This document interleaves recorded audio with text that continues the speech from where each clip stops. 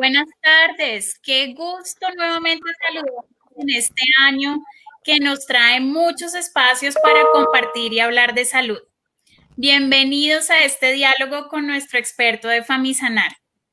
Hemos creado en este 2021 un nuevo formato que les permitirá compartir con nuestros especialistas del plan complementario. Los invitamos como siempre a realizar sus preguntas a través de nuestro chat. De nuevo, bienvenidísimos. Comenzamos el 2021 llenos de expectativas y deseos. Estos primeros días del año nos traen importantes retos como sociedad. No será fácil, como lo hemos visto, pero saldremos adelante y de eso estoy segura. Doc, le damos la bienvenida a la doctora Tatiana Flores, psicóloga del Plan de Atención Complementaria. Doctora, qué felicidad tenerte nuevamente con nosotros este año. Ay, doctora, muchas gracias. Yo también estoy muy feliz de estar con ustedes nuevamente. Me alegra abrir estos espacios, entonces hay mucha expectativa también y aprovechen los que se vienen de aquí en adelante también, que seguramente nos van a ayudar a todos. Claro que sí, así será. Bueno, queremos escucharlos a todos, queremos que nos escriban en el chat, que nos cuenten cómo se encuentran, cómo van en estos nuevos días de cuarentena, cómo se han sentido, cómo va la familia en casa. Entonces los invitamos a compartir sus opiniones en el chat para que las podamos leer más adelante. Doc, pues definitivamente en estos tiempos difíciles, nuevamente con los que iniciamos el año, pues el objetivo es poder acompañar a nuestros usuarios en este proceso que para muchos es bastante difícil y pues apoyarlos en todas las inquietudes que vayamos teniendo en este proceso, sobre todo a nivel de salud. Entonces, pues definitivamente después de tantos meses de restricciones y virtualidad, muchos padres y cuidadores continúan preguntando cómo le explicamos a los niños esta realidad que estamos enfrentando. Además, teniendo en cuenta pues que muchos niños pensaron que este inicio de año regresarían a clases presenciales y finalmente todo el tema se detuvo. ¿Qué piensas tú al respecto? De acuerdo. Creo que estaba hablando ahorita con alguien y llegábamos a la conclusión que seguramente al inicio de la pandemia como que muchos no sabíamos a lo que nos estábamos enfrentando, ¿no? O sea, como que estaba el tema de arranco, la presencialidad, cómo funciona el virus, como qué temas de autocuidado tengo que tener, pero hemos pasado todo un 2020 y arranca 2021 y creo que muchas personas tuvieron esa expectativa de año nuevo, vida nueva, literal, en todo el sentido de la palabra, y seguramente todo va a cambiar, ¿sí? Tenemos esperanza de que también este va a ser un buen año, pero digamos que muchas de las cosas continuaron igual. Entonces, por ejemplo, los niños se tenía una fecha programada para ingresar a estudiar y no pasó.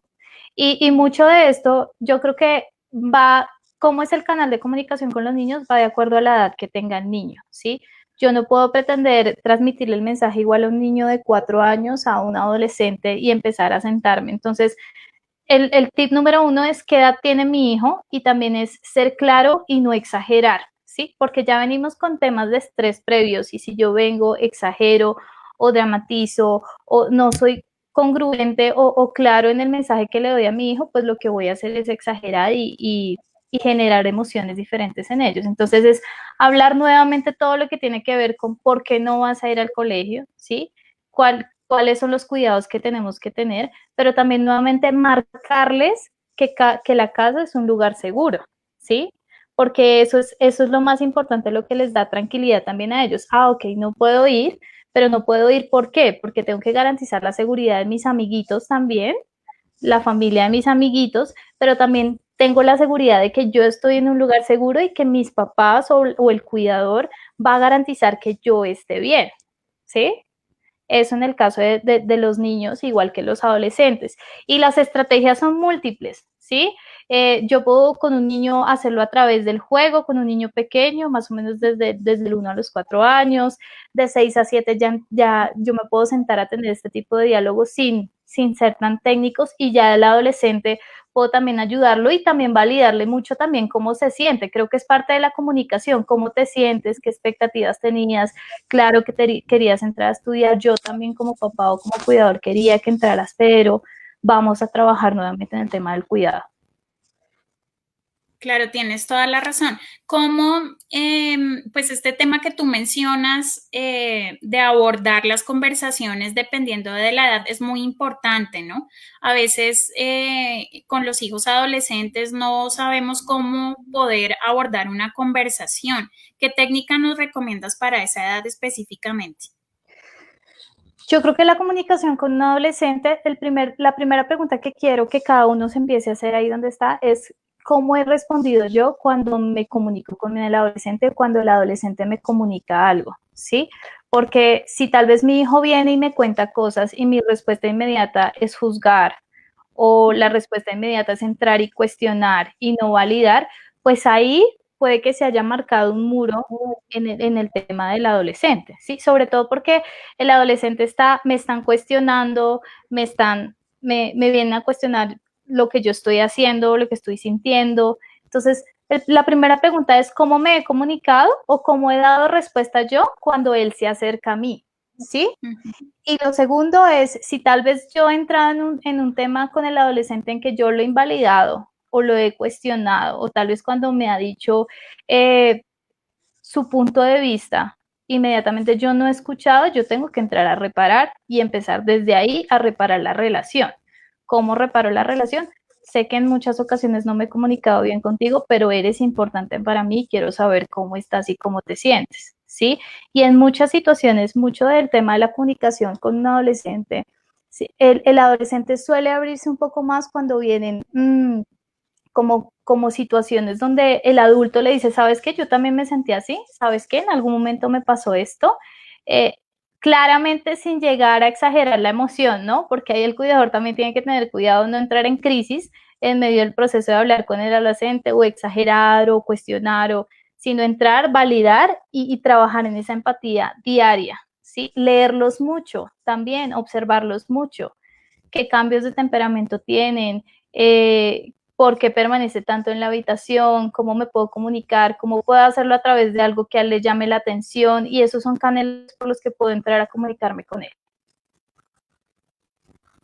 Así es, Doc. Muchas gracias por esos tips tan importantes. Mira, otro tema bien complicado que surgió en esta pandemia, pues fue la adicción finalmente a los aparatos electrónicos.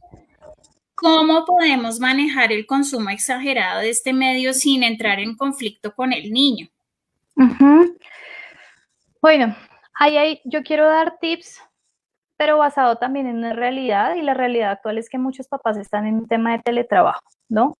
Y más o menos yo estoy trabajando o está con el cuidador y yo no puedo estar 24/7 mirando o estando pendiente del tema del uso de las pantallas, ¿sí? Sobre todo pues que a través de ellas están estudiando y están haciendo muchas cosas. Entonces o el papá está en la reunión, ¿sí? Y la única manera es coja el celular y por favor quédese ahí quieto un segundo y yo entro a la reunión, ¿sí? O yo estoy cocinando y para que no se acerque a la cocina, más o menos le dejo el celular. Pero pienso que la clave del tema del uso de las pantallas o del celular está en el tema de establecer mucho el momento en que vas a acceder a la pantalla, ¿sí? Como la rutina o esa instauración de actividades previas al uso o que acompañan el uso de la pantalla. Yo puedo decir que un niño puede utilizar 2 horas de pantalla al día, por ejemplo, pero el resto del día yo como adulto me tengo que encargar de darle actividades que sopesen eso, ¿sí?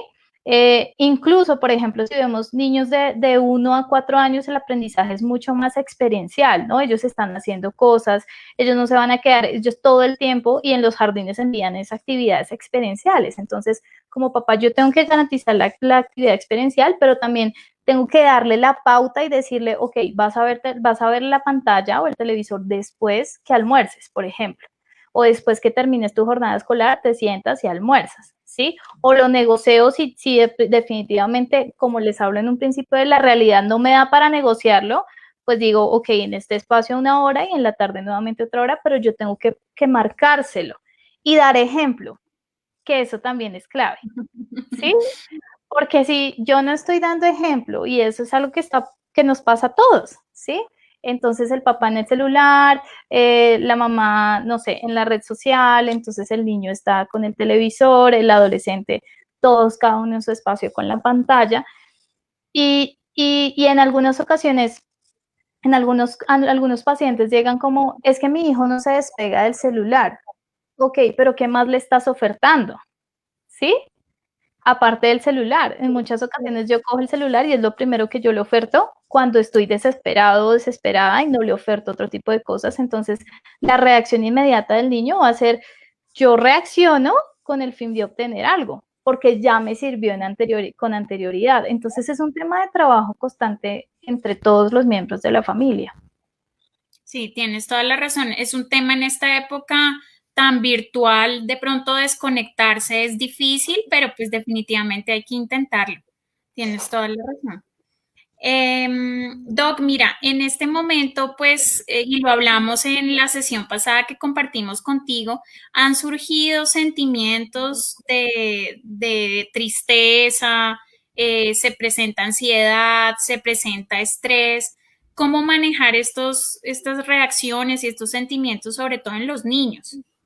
Ok, yo voy a dar 3 ejemplos que creo que nos va a poder funcionar frente a este tema, ¿sí? El primer ejemplo puede ser, lo voy a hacer con un niño, digamos, pequeño, y yo puedo, aquí voy a hablarle mucho a los papás, porque el estrés también se transmite mucho. Entonces, el tema es, yo puedo salir de la reunión supremamente estresado, porque además los niños, como ellos están leyendo que hay algo peligroso en el ambiente, algo que se está viendo mucho en los estudios o lo que se está evidenciando es que ellos están recurriendo al apego nuevamente con los papás, ¿sí? Como mi señal de seguridad, y voy y demando y mírame y estoy haciendo esto y voy, entonces el papá también es como necesito trabajar, ¿sí?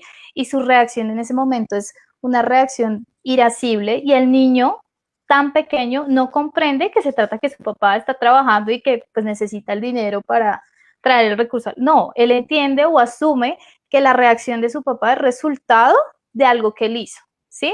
Y es mucho lo que le pasa a los niños pequeños, pero también al adolescente. O sea, en algunas situaciones él asume, es que mi mamá siempre está mal geniada porque es que yo le molesto, soy un estorbo para ella, ¿sí? Entonces, mucho del estrés del ambiente que pueden estar percibiendo los niños puede ser resultado también del estrés personal del papá o la mamá. Y ahí vuelvo a la primera parte, y es importante generar una dinámica en el hogar donde yo pueda transmitirle a mi hijo, digamos en el caso del niño pequeño, yo puedo verbalizarle un poco como quédate acá o le pongo la actividad o lo que sea, pero cuando ya son más adultos empiezo a verbalizarle, mira, estoy un poco cansado, perdóname en este momento, ¿sí? Estoy en un tema de trabajo, como de hacerle entender, o tuve esta reacción por este tema, pero no se trata de ti, te pido perdón, porque ahí yo agudizo el tema del estrés también en el niño. O sea, aparte de todo, el que además está reduciendo la actividad física en ellos, porque ya no corro en el recreo, entonces más o menos estoy al frente de una pantalla todo el día, o se alteran los ciclos del sueño, que también esto se ha alterado un montón. Ese es en cuanto al tema del estrés. Entonces, es tener cuidado, transmitir lo que yo estoy sintiendo, no entrar en crisis delante de mi hijo, sino también decirle que las emociones son normales, que me dé un espacio, y ahí sí, como intentar, porque ellos son una esponja constantemente, ¿sí? Tema de ansiedad. Um, tema de ansiedad, cuando yo les hablaba en un comienzo, el tema de observar mucho a sus hijos, observen qué patrones están siendo repetitivos cuando él está aburrido, o cuando está cansado, o cuando está estresado. Patrón de comida, ¿sí? Patrón de cojo el celular porque estoy aburrido, o en qué momento yo siento que él tiene un cambio importante del estado de ánimo, ¿sí? Por ejemplo, puede estar en la clase y resulta que de un momento a otro me doy cuenta que no participa en clase, ¿sí? Entonces yo tengo que estar presta atención a la clase porque no está participando, y no entrar a decirle, ay, pero si usted por qué no participa, es que eso es normal, venga, le enciendo la pantalla. No, es entrar y sentarme y decirle, cuéntame qué es lo que te asusta. Es normal que te sientas así, y en ciertas situaciones entrar, y si es necesario comunicar con el colegio acerca de lo que está pasando, e ir acompañando diciendo, yo te voy a acompañar en este proceso mientras superamos este tipo de cosas que te están estresando en este momento. ¿sí? Y en cuanto al tema de la pantalla, evidentemente me vuelvo un poco al tema anterior y es con el adolescente prestar mucha atención también y con el niño porque muchos están accediendo a peligros que hay en la red, ¿sí? Entonces, hay un tema donde están estableciendo conversaciones con otras personas porque se sienten solos, porque no están con sus amigos. Digamos que yo no estoy viendo a mi amigo, entonces accedo a la red, establezco conversación, envío fotografías y por eso es tan importante estar monitoreando y estar pendiente de. Pero también con ese mismo cambio del estado de ánimo, mirar si de pronto hay episodios de tristeza constante, si el niño o el adolescente está recurriendo de pronto sin que yo me dé cuenta a un consumo específico de algo, a conductas de pronto de cortarme o de cutting, ¿sí? De autolesión, donde yo ya veo que mi hijo ya no reacciona de manera normal ante la frustración, sino ya se golpea, se pega, reacciona de una manera y ahí efectivamente tengo que recurrir a la atención pues de un profesional o consultar con un profesional. Y de hecho, si se ve la necesidad durante el proceso que a un profesional está acompañando a mi hijo, pues bienvenido sea en pro de la salud mental de él. Doc, mira, hay algo que me preocupa mucho y es lo que mencionaste con respecto al apego. Llevamos muchos meses en casa con los niños y los niños pues se han apegado de una manera, digámoslo, exagerada a los papás. No me imagino cómo va a ser ese retorno y ese desapego. Fíjate que, exacto, acá hay un elemento clave y es el tema de la autonomía en ciertos espacios, ¿sí? Porque la autonomía no habla de dejarlos completamente solos, sino también permitirles ciertas cosas y brindarles seguridad a través de la autonomía. Porque algo que puede también estar pasando es que yo en el afán de que él termine la tarea, pues termino haciéndole la tarea y entonces empiezo a hacer labores que no son propias, o sea, que no le permito a él solo desarrollarlas, sino yo entro también y tengo que tener claro que o yo genero el apego con este tipo de cosas o el apego él lo está generando porque está percibiendo un peligro inminente, ¿sí? O sea, hay un miedo por algo que está pasando afuera. Entonces, ¿cuál es la respuesta automática o innata del niño? Es yo recurro a mi señal de seguridad y mi señal de seguridad es mi cuidador. Y ahí es cuando yo le puedo decir, el hogar es seguro, la casa es segura y empiezo a también en medio de su autonomía a decirle que nada malo va a pasar, que todo va a estar bien en este proceso. ¿Mm? Pero es un tema también de papás, pienso, porque además muchos también se apegan a su chiquito y en el proceso de volver a la transición es como, no, me da mucho miedo que pueda pasar algo o él ya no está acostumbrado o él perdió esto y ese tema del apego también se da mucho por no mantener rutinas, ¿sí? Si yo no le mantengo una rutina como antes, o sea, como cuando iba al colegio, donde de pronto él se bañaba solo, o donde de pronto te sirvo el desayuno, pero tú te lo comes, pero hoy en el día a día, como hay tanto afán, le doy el desayuno, lo baño súper rápido, y como que se sesga y se devuelven todas esas cosas que tal vez el niño también había alcanzado. Así es, tienes toda la razón. Definitivamente transmitimos los adultos todo lo que estamos sintiendo a los niños, miedo, tristeza, alegría, bueno, en fin, o sea, es importantísimo también de parte de los adultos poder manejar esos sentimientos, ¿no? Doc, recordemos un poco los signos de alarma que debemos tener en cuenta para pedir ayuda. Ok, listo. Vamos a marcar signos de alarmas importantes y es alteración en el estado de ánimo o irritabilidad muy frecuente, ¿sí? Cuando yo veo que hay un tema de irritabilidad, incluso por cosas que no sé, le quito la hoja o le quito algo, inmediatamente se exacerba demasiado y ya yo veo que entra en un tema de mucho llanto, mucha ira, se encierra, o sea, ese tipo de cosas, cambio de frustración constante, o sea, que es demasiado exacerbada, hay que prestarle atención. Temas de autolesión, nuevamente, que es autolesión, cuando se golpean, cuando se cortan, si veo algún cambio en el cuerpo de él, porque ahí yo tengo que, además, hay un tema del que tenemos que hablar que también es importante y es el riesgo suicida, ¿sí? Que ha aumentado también dentro de este tiempo y es muchas personas han entrado en un tema de autolesión. Se ha aumentado también la ansiedad en niños y en adultos, pero también se ha aumentado el riesgo de que manifiestan como quiero acabar con mi vida. Y ahí, digamos, sé que este es un tema que seguramente más adelante tocaremos en algún otro espacio, pero es, a veces uno cree que si el niño lo verbaliza o el adolescente dice, es que me quiero morir, es que no quiero seguir, es que el que lo dice eso no es verdad o no lo va a hacer. Seguro el que lo dice no lo va a hacer. No, usted debe pedir ayuda.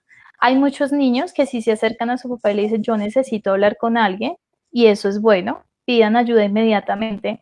Ah, y claramente cuando veo que está dependiendo también de algo, ¿sí? Que tiene muchas conductas repetitivas, que está aumentando el consumo de comida, el consumo de sustancias, que de pronto yo veo muchos cambios en el estado de ánimo, alteración en el sueño. El ciclo del sueño también es un indicio muy grande del estado de ánimo.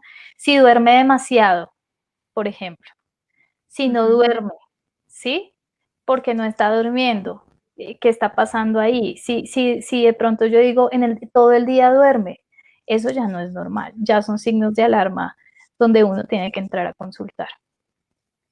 Doc, definitivamente, pues, ¿crees tú que esta pandemia va a dejar consecuencias en la salud mental de los niños y de los adolescentes?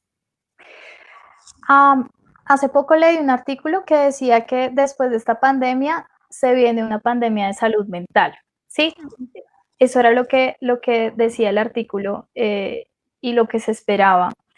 Pero yo creo que sí van a haber secuelas y en todos ya se están viendo las secuelas. De hecho, la consulta en la parte de salud mental ha aumentado un montón, ¿sí? Eh, en consulta externa, en la EPS, están consultando mucho por síntomas relacionados con ansiedad, depresión, afectación del estado de ánimo. Entonces, yo creo que sí van a dejar secuelas, pero también creo que la secuela se puede trabajar desde ya en hogar. Y por eso también son importantes estos espacios para saber qué es lo que yo tengo que corregir y qué tengo que empezar a trabajar desde ya para empezar a apoderar a mi hijo y enseñarle acerca de las emociones son buenas, ¿sí? Yo puedo expresar la emoción, puedo permitirme sentir, pero también dentro de eso tengo que saber en qué momento la emoción ya pasa a otro punto y se está exacerbando y tengo que pedir ayuda. Y se debe normalizar también la consulta al especialista. Así es, voy a invitarlos a dar un paseo mientras recojo mi teléfono celular para ir viendo todas las preguntas que nos hace el público. Doc, Súper, me quedé pensando en un tema dale. y es que también tú crees que los niños pueden somatizar, los niños que están muy callados, que no logran expresar sus sentimientos, que definitivamente no logran hablar con sus padres, pueden presentar alguna enfermedad que refleje, digamos, su tristeza o su ansiedad. Sí, eh, yo te puedo decir que el proceso de intervención con niños resulta mayor observación, sobre todo del cuidador, porque muchos niños, como no saben en algunas ocasiones cómo etiquetar la emoción como un adulto, que a veces uno dice, no, estoy enojado, estoy triste. En algunos casos ellos sí la etiquetan, como en otras ocasiones no, y a veces no lo hablan porque no saben parte de eso, de cómo es esto. Entonces ahí viene el tema de la somatización. En algunos casos se pueden haber manifestaciones en su piel, alteraciones en temas de salud, otros temas relacionados, por ejemplo, con pérdida del control de esfínteres o que se devuelven en las etapas de desarrollo que ya habían alcanzado, ¿sí? Mucho de eso es resultado de cosas que somatizan y que el cuerpo mismo está dando un cambio en términos emocionales. Y los otros ya son en términos conductuales, que era lo que estábamos hablando ahorita. Pero sí, definitivamente un niño puede entrar a somatizar. Tienes razón, hay que estar muy pendientes de los comportamientos que no son habituales en los chiquitos, ¿no? Bueno, mira, según el Instituto Colombiano de Neurociencias, como tú nos mencionabas ahorita, los principales problemas pues que ellos analizan y que han dejado, que esta situación ha dejado en los niños son la dificultad para conciliar el sueño, como tú nos mencionabas, la agresividad y la frustración. ¿Nos puedes hablar un poco sobre todo el tema de la frustración, que es el que no hemos tocado aún? Ok, digamos que en cuanto al tema de la frustración, vamos a pensar, y quiero también como normalizar desde el adulto está frustrado, ¿sí? Y estamos frustrados en la medida que estamos arrancando un año, por ejemplo, y que muchas de las expectativas que se tenían tal vez no se están dando, ¿sí? Y en el caso de los niños también puede estar pasando eso. Muchos se pueden sentir frustrados, el niño o el adolescente, en términos de, no sé, yo quería ir al colegio a jugar con mis amigos, o en términos de, yo quería graduarme con todos mis compañeros del colegio y aún esto está incierto, ¿sí? En el caso del adolescente. Ese manejo de la frustración es importante como pensar que todos pasamos por una etapa de frustración, pero la diferencia es cuál es la respuesta ante la frustración, ¿sí? Ahí está la clave, ¿sí? Si yo veo que mi hijo se frustra muy rápido, pero que tiene una respuesta inmediata, y ahí es importante entender que a veces muchos niños a partir de esa respuesta obtienen más atención de su papá que cuando está tranquilo, cuando responde bien, ¿sí? Entonces, yo como adulto también, ¿qué le estoy modelando y qué le estoy mostrando acerca de la frustración? Por eso les daba el ejemplo de la persona que trabaja en casa o que está con el cuidado del hogar, cómo reacciona ante la frustración también y cómo está modelando eso ante el niño y el adolescente.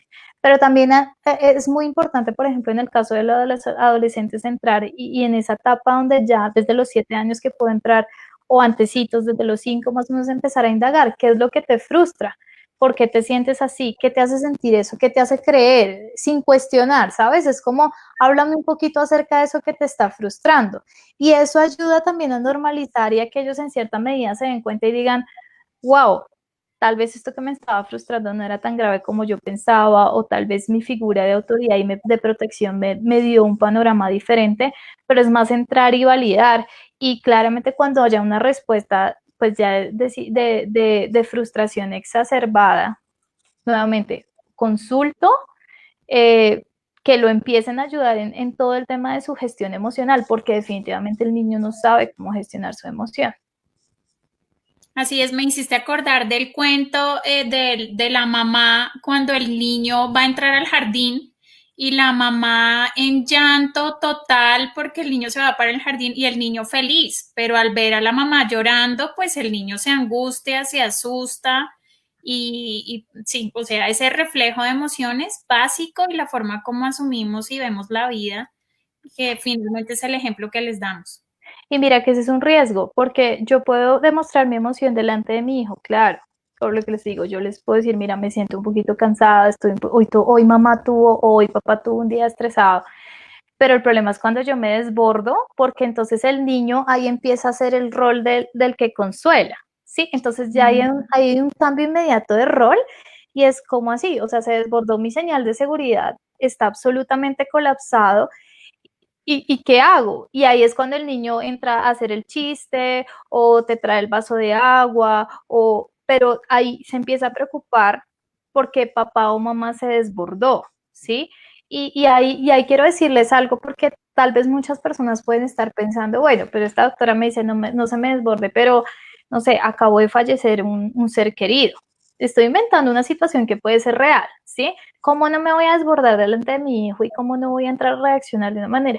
Esos son casos, digamos, que pueden llegar a pasar, pero ahí nuevamente yo le tengo que comunicar la razón por la cual me siento muy triste. Me siento muy triste porque acabamos de perder a alguien que es muy importante para nosotros, ¿sí? En la medida que yo empiece a regular mi emoción, ¿sí? Porque ahí es válido llorar y es válido desbordarse, pero lo que hay que tener mucho cuidado es mantenerme en una crisis constante delante de mi hijo. Ahí sí como adulta también yo tengo que recurrir a un proceso de acompañamiento para que me ayuden en eso que me está detonando la crisis. Tienes toda la razón. A veces nos convertimos en cargas, ¿no? Pero bueno, ojo con eso. Bueno, vamos a ver cómo van los comentarios de nuestro público. Vamos a ver qué dice nuestro público. Súper.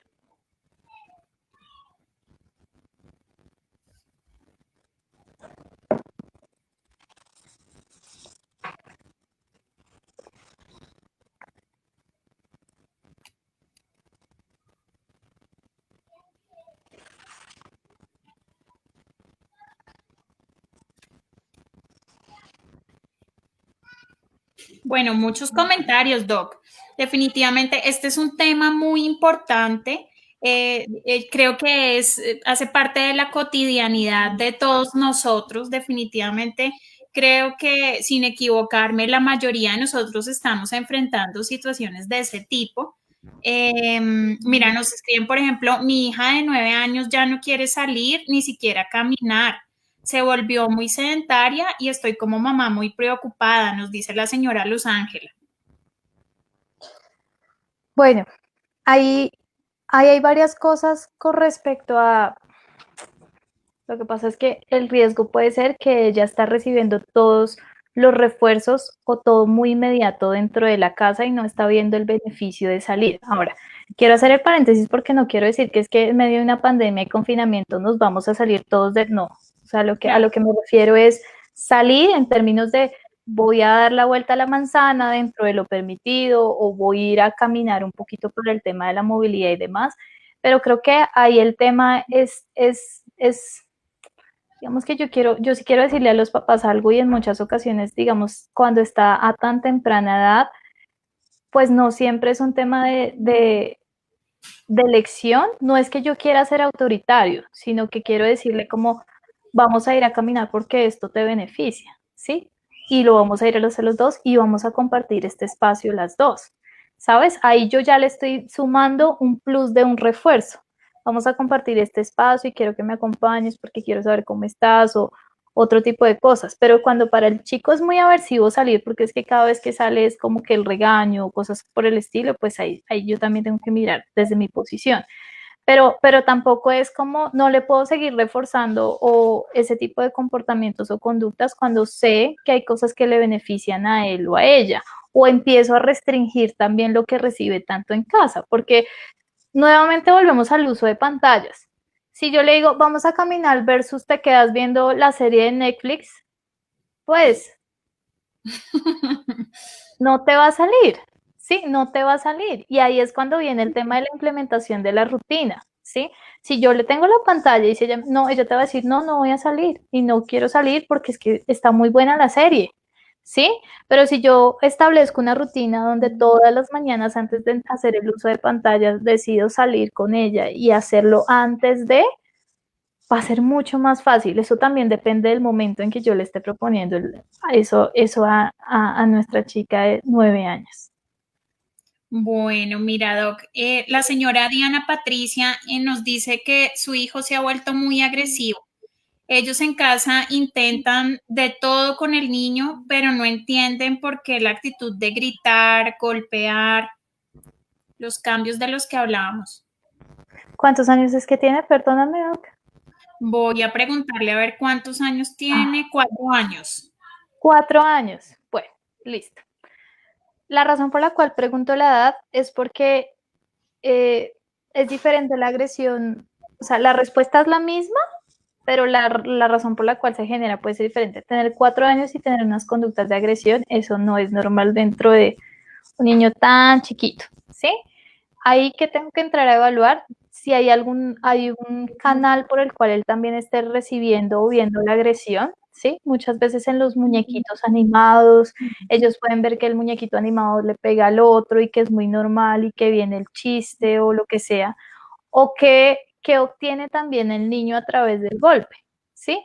Si cada vez que yo le pongo una regla y él me remite el golpe, y a través del golpe yo me paralizo y le digo, no, pues ya no lo molestemos, dejémoslo quieto, ahí de manera inconsciente él también está aprendiendo que a través de ese golpe obtiene algo, ¿sí?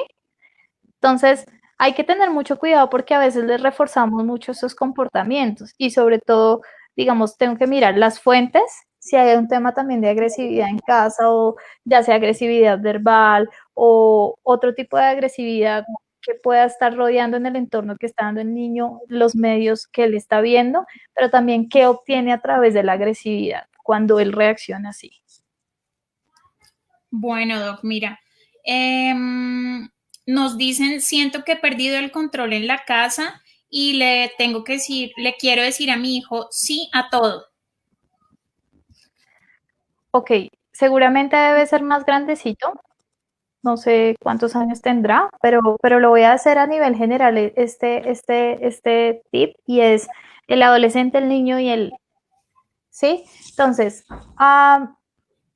si estás perdiendo el control en tu casa, pues es un riesgo muy grande, ¿sí? ¿Qué te está llevando a perder el control en tu casa? ¿Tienes miedo a la reacción de tu hijo?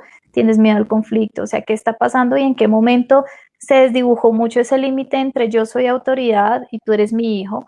No una no autoridad, no quiero que se vea como el autoritarismo, sino una autoridad sana. Yo soy el cuidador, veámoslo desde ese punto de vista.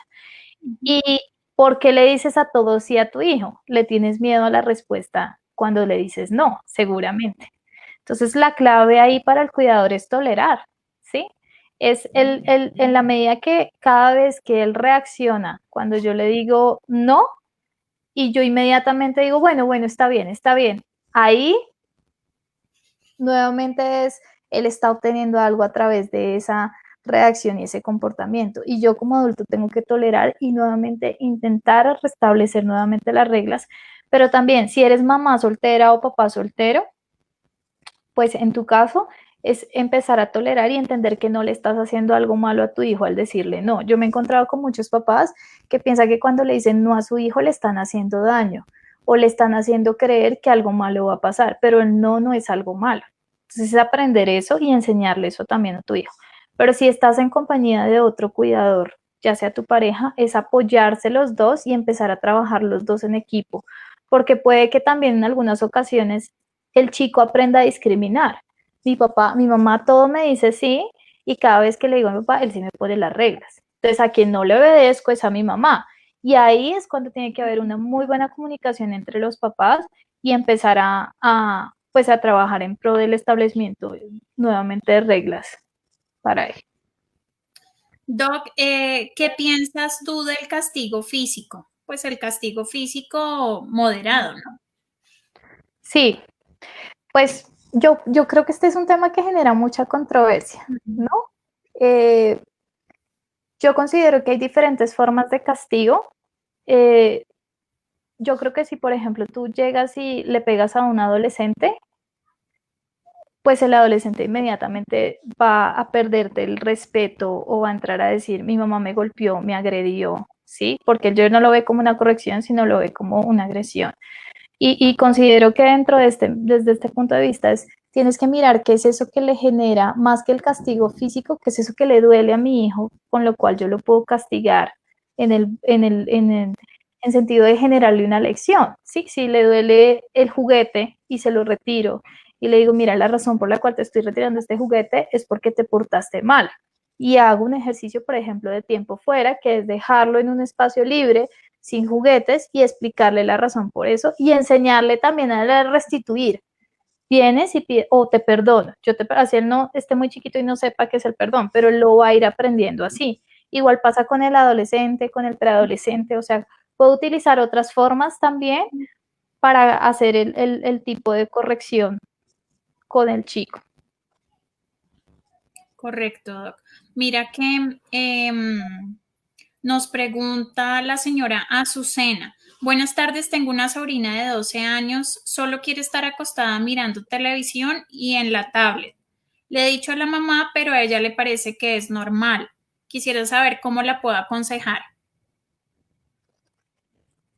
Bueno, hay parte del tema del adulto, nuevamente, que el adulto lo normaliza y si el adulto es el único cuidador, pues yo puedo entrar y le puede compartir este Facebook Live si quiere. Su merced le comparte este Facebook Live y es el riesgo de las pantallas, ¿sí? Porque el chico puede empezar a generar una adicción a la pantalla, digamos que pierde propósito, otro tipo de actividades fuera ese. Entonces, ahí seguramente, no sé si la mamá le dejará la pantalla porque ya estará ocupada en otras cosas, que era lo que hablábamos ahorita, pero es un tema de cambio propiamente del papá y de establecerle reglas con respecto a ese tema, pero también de contarle cuáles son los riesgos, como, oiga, mire, me he dado cuenta que está pasando esto, que hay peligros en la red relacionados con esto, que los chicos están hablando de esto, que están accediendo a imágenes que no deberían acceder o de pornografía o de información relacionada con cosas que no son acordes para su edad y ellos se están alimentando y están aprendiendo a partir de lo que ven en la pantalla. Entonces, creo que es más fácil cuando tú llegas con los resultados o con cosas que escuchaste o que viste que están pasando y que son reales, a de pronto llegar y decir, es que usted lo que está haciendo está mal, porque ahí el otro se previene y es como así que yo lo estoy haciendo mal. No, mire, es que escuché esto y vi esto y pues quería compartírselo, de pronto miren esa posibilidad. Es más un tema, más que de entrar a cuestionar de manera directa, porque el otro lo puede percibir como te estás invadiendo mi espacio también. Gracias, Doc. Hay tantas preguntas, te están felicitando, que qué doctora tan agradable, que muchas gracias. Mejor dicho, solo flores, Doc. Qué lindo. Honor a tu apellido. Sí, sí, Bueno, sí. imagínate que sí, es verdad, o sea, muchos niños le cogieron fobia a las clases virtuales y piden a gritos regresar a su colegio. Doctora, mi hija de 7 años no quiere tomar clases virtuales. Ahora no sé qué hacer, no sé qué hacer para el reintegro a clases. Es terrible. Sí, muchos chiquitos le tomaron aversión eh, por todo, por la forma como se daba, porque se sentían solos, porque no podían socializar con nadie, porque además hubo sobrecarga de tareas en el caso de ellos también. Em, yo considero que ahí es clave cuando les daba el ejemplo de cuando el chico presenta como una ansiedad, incluso para exponer, es entrar y preguntarle por qué no quieres entrar, o sea, y nuevamente validarle y decirle, sabes qué, yo también quisiera volver al trabajo, por ejemplo, ¿sí? Yo también quisiera volver a esto y quisiera volver a vivir esto. En este momento no me es posible porque estamos en un tema de cuidado, porque este es un lugar seguro, por todas las condiciones, pero también es entrar y preguntarle, ¿qué es eso que te está molestando tanto de eso? No, es que me dejan muchas tareas. No, es que siento que la profe no me presta atención. Y ahí también es clave la comunicación con la institución educativa para verificar cómo se puede acoplar también de acuerdo al caso específico, pero también cómo puedo entrar a, en primer lugar, validar la emoción, pero también en segundo lugar es cómo te puedo ayudar.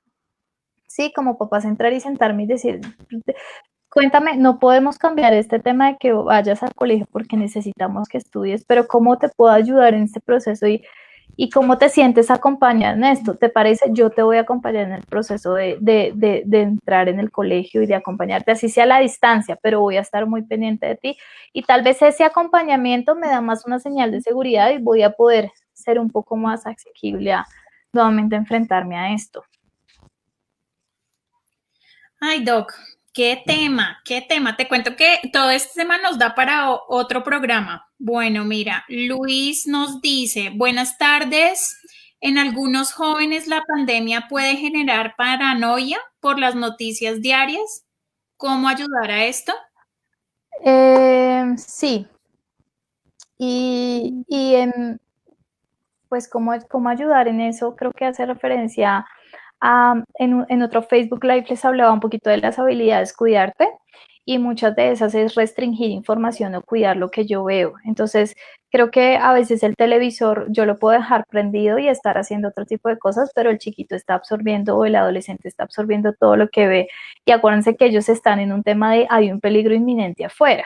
Y aparte del peligro inminente, estoy escuchando a mi mamá que está hablando de situaciones que están pasando o falleció un ser querido o algo pudo haber pasado. Y súmenle a eso que en algunos casos hay unos pacientes que han llegado a mí, es que el papá también anda con paranoia. Entonces se lava muchas veces al día la mano, así no salga de la calle, así no salga a la calle. Entonces ahí también se empiezan a desarrollar otro tipo de patologías como trastornos obsesivos compulsivos, la paranoia. Entonces hay que prestarle mucha atención. Es qué tipo de información estoy consumiendo, qué tipo de información estamos consumiendo como familia. También en torno a qué giran nuestras conversaciones familiares, ¿sabes? Porque aparte de que hay una pandemia, nos sentamos todos en la mesa a hablar de pandemia y hablar de todo lo que está pasando y de lo terrible que está, pues yo le aumento pues toda la preocupación frente a algo, porque muchos de ellos, como también son chiquitos, no pueden dimensionar o sentarse o hacer un análisis de la noticia como el adulto o mirar en diferentes medios, ellos se quedan con la primera información y es, hay un peligro, y ahí empieza la paranoia. Y tienes toda la razón, los niños son como una esponjita, ellos ya se saben los nombres de las vacunas, en Todo, la nueva cepa, todo, o sea, ellos son todo, pilísimos, sí, es cierto. todo. Mira, el señor Omar nos pregunta, Mi hijo detesta salir a la calle porque no le gusta ponerse tapabocas. Cuando salimos es una pelea. Sí, fíjate que también hay una angustia y también como una aversión a salir, ¿no? A Sí, contagiarse. es el mismo tema de lo de la paranoia, de me contagio, puede llegar a pasar, ¿sí?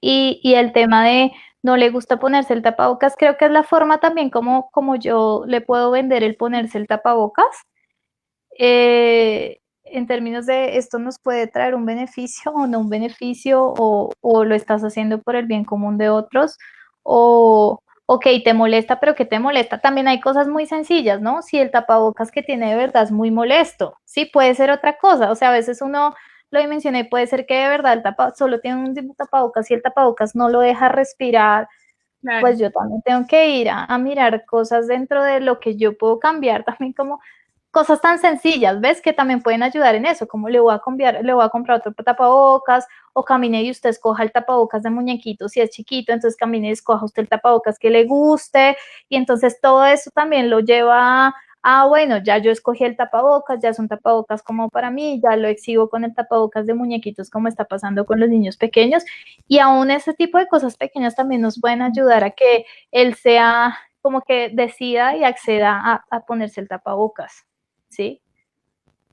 Así es, Doc. No, mira, qué tema tan interesante, qué programa tan agradable. Como te digo, los comentarios de las personas que nos acompañan han sido buenísimos. Te agradecemos inmensamente por este espacio. Quisiéramos que nos dejaras, como siempre le pido a todos nuestros especialistas, algo en el corazón para llevarnos. Bueno, yo lo primero que quiero decirles es como que en muchas ocasiones minimizamos mucho a los niños, ¿sí? Y a los adolescentes y creemos que ellos están en una etapa que ya está, que ya crecerán, ¿sí? Y no le prestamos mucha atención como a esas pequeñas alarmas que ellos nos están dando. Eh, entonces, préstenle atención a eso, pero también préstese atención a usted mismo, porque su hijo puede ser el resultado de lo que está mal en usted. Sí, o sea, suena duro lo que yo estoy diciendo, pero es si yo no me preocupo de lo que está pasando en mi interior en términos emocionales, mentales, sabemos que todos estamos pasando por una situación difícil, es un día a la vez, literal, hemos tenido que entrar como, ok, es un día a la vez de que me tengo que preocupar hoy y demás, pero si yo no trabajo en eso, seguramente mi hijo va a seguir reflejando eso y a veces se vuelve como un clon de lo que yo soy. Entonces, pues intentemos llevarnos más armonioso este espacio que está siendo un poquito difícil para todos. Ay, Doc, muchísimas gracias por habernos acompañado. No duden en buscar ayuda, ayuda profesional. Gracias a todas las personas que nos acompañaron. Que este nuevo año esté lleno de salud y bendiciones. Nos Amén. vemos en una próxima oportunidad. Muchas gracias, Doc. Un abrazo desde acá. Gracias a todos ustedes y nada, que sea un 2021 también con esperanza, que creamos que también van a haber cosas buenas y que todo va a estar bien. Bueno, Que un sea. abrazo a todos. Chao. Chao, que estén bien.